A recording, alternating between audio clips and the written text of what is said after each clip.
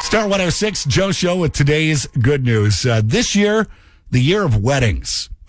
Those that were scheduled for this year and those that were postponed from last year. And there's a lot of planning that goes into a wedding. Guest lists, seating charts, what's going to be for dinner, live band or DJ, getting the wedding invitations sent out. And in today's good news story, it's about those wedding invitations. That's kind of the center point of today's good news. An Alaskan postal worker noticed that a bride's wedding invitations were not getting sent where they needed to go. And the reason was insufficient postage.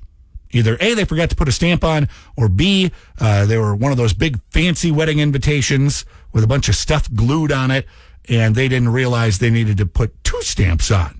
So what this postal worker did was he paid for the extra stamps to get the invitation sent out before it was too late for the RSVP dates.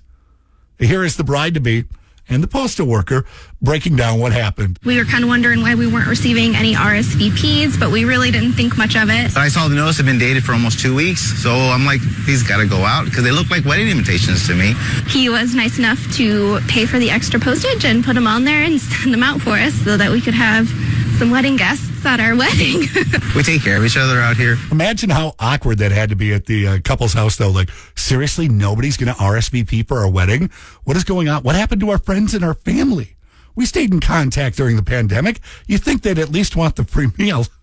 But the postal worker, as you mentioned, we take care of each other out there. And here's hoping that the couple can find an extra +1 for the postal worker to come and enjoy in that special day that he helped facilitate everybody else knowing about. Today's good news on The Joe Show.